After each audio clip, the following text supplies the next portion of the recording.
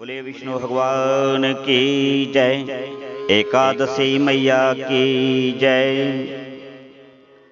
प्रिय बंधुओं,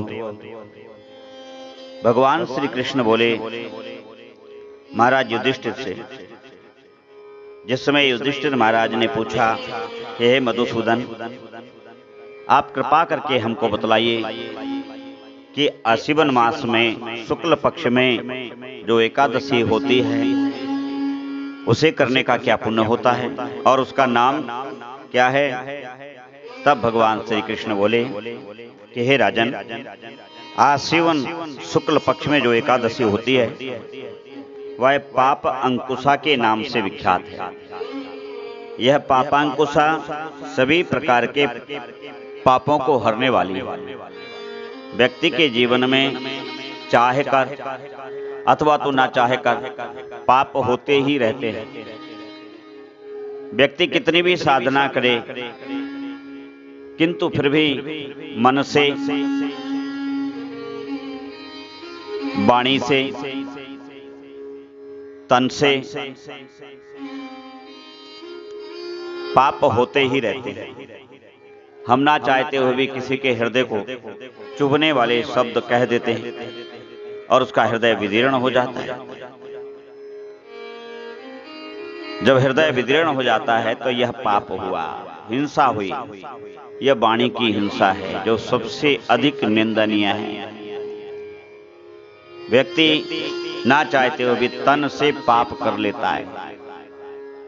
वह कितना भी बचा करके अपने आप को रखे, भूमि पर चलते समय, खांसते समय, छींकते समय, शरीर का मर्दन करते समय, मालिश उबटन आदि लगाते समय उसके द्वारा जाने कितने सूक्ष्म जीवों की हत्या हो जाती है।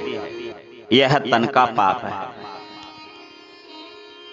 और हम मन ही मन किसी से ईर्ष्या कर बैठते हैं, किसी के लिए अशुभ सोचते रहते हैं। यह मन के पाप है।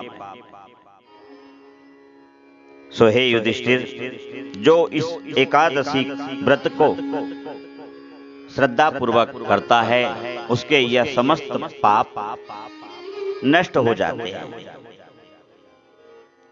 यह सब पापों को हरने वाली,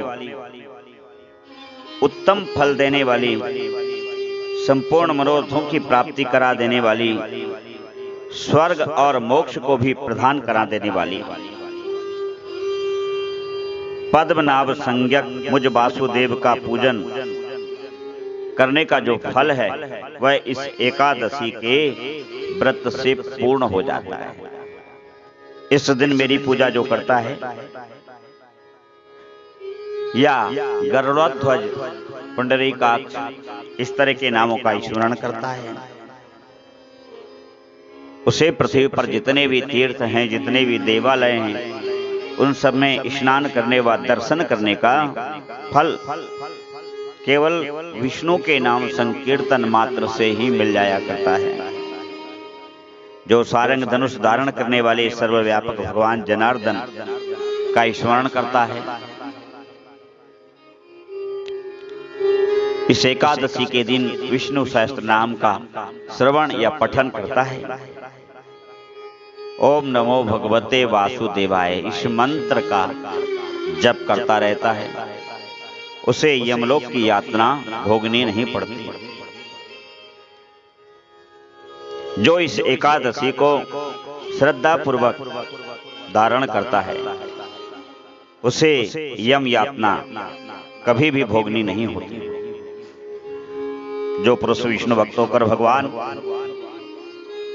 शिव की निंदा करता है वह भगवान विष्णु के लोक में स्थान नहीं पाता है, उसे निश्चय ही नरक में गिरना पड़ता है। इसी प्रकार यदि कोई शैव या पाशुपत होकर भगवान विष्णु की निंदा करता है तो वह भी रौरव नरक में डाल दिया जाता है और जब तक पकाया जाता है जब तक 14 इंद्रों की आयु पूरी नहीं हो जाती। किंतु यह एकादशी करने से व्यक्ति के वह सब पातक पाप दोष सभी नष्ट हो जाते हैं और ये मोक्ष प्रदान करा देने वाली एकादशी है। यह व्यक्ति के शरीर को निरोग बनाती है। सुंदर स्त्री, आज्ञाकारी पुत्र, प्रिय करने वाला मित्र एवं घर में अनेक प्रकार के धन धान्य को देने वाली है। इस एकादशी में प्रातः काल उठ करके ब्रह्म मुहूर्त में स्नान करें।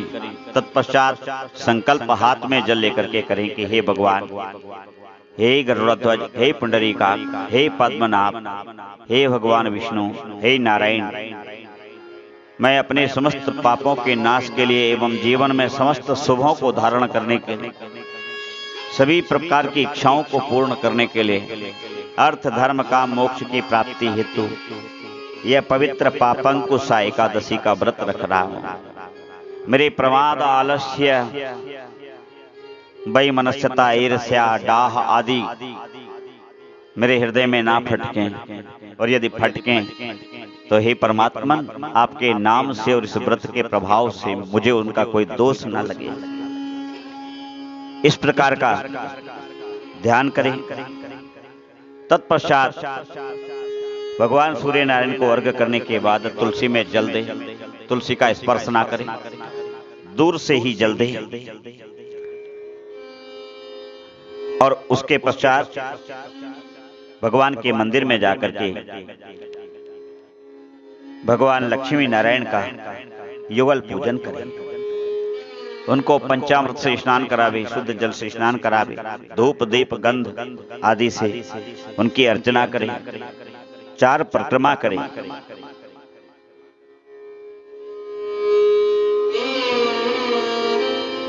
और फिर ओम नमो भगवते वासुदेवाय, ओम नमो भगवते वासुदेवाय, इस मंत्र का जप करें। जप करता रहे। भगवान श्री कृष्ण कहते हैं कि हे राजेंद्र, हे महाराज युधिष्ठिर, जो व्यक्ति इस तरह व्रत करते हुए रात्रि में जागरण करता है, दिन में उपवास, रात्रि में जागरण, उसे अनायास ही विष्णु के धाम की प्राप्ति हो जाती है। वह स्त्री या पुरुष मात्र पक्ष की 10, पिता के पक्ष की 10 तथा स्त्री के पक्ष की भी 10 पीढ़ियों का इस व्रत के माध्यम से उद्धार कर दिया करता है।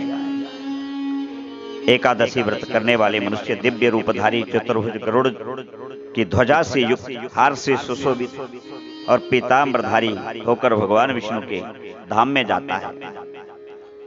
आसीवन शुक्ल पक्ष में पापों का विनाश करने वाली पापांकुशा का व्रत करने मात्र से ही मानव सभी पापों से मुक्त हो जाता है और श्री हरि के लोक में जाता है।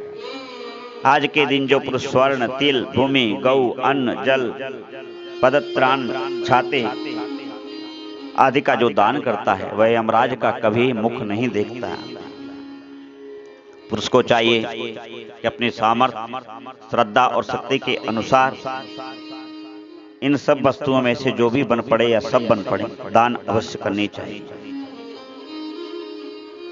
जिनके घर में बहुत दरिद्रता है, जाती ही नहीं, उस पुरुष को चाहिए कि इस एकादशी का व्रत अवश्य करे और इन उपरोक्त वस्तुओं में से जो भी वस्तुएं बन पड़े,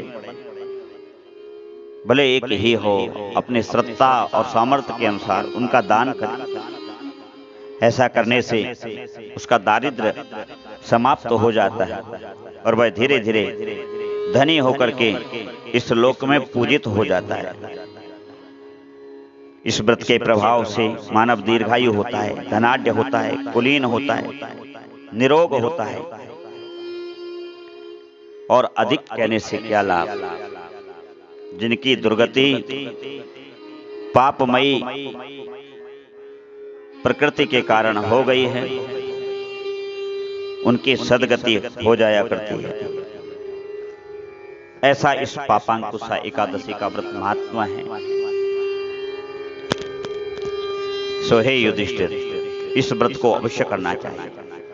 ऐसा कहकर के भगवान वासुदेव मौन हो गए। आप सभी को इस एकादशी व्रत का श्रद्धा पूर्वक धारण करना चाहिए, व्रत करना चाहिए। और दूसरे दिन द्वादशी को व्रत का पारण करते हुए भगवान के श्री चरणारविंद में तुलसी पत्र और द्रव्य सहित भेंट करने के यह व्रत मैं कर चुका हूँ, जिसका फल आपको सौंपता। ऐसे करने से व्रत पूर्ण होता है। फिर किसी ब्राह्मण को आटा सीधा सामान दें। सामर्थ्य और सुविधा हो तो घर पे बुला करके ब्राह्मण को भोजन करावें। तत्पश्चात आप परिवार सहित व्रत खोलें। ऐसा करने से व्यक्ति हरि पारायण होकर के इस लोक में अनेक सुख भोगता है और अंत में श्री हरि के लोक को जाकर के वहां भी दिव्य सुख भोगता है। जय श्री लक्ष्मी नारायण। श्री हरि नारायण नारायण नारायण, लक्ष्मी नारायण नारायण नारायण। जय जय नारायण, जय जय नारायण, जय जय नारायण, जय जय नारायण। हरि हरि नारायण नारायण नारायण, हरि हरि नारायण नारायण नारायण।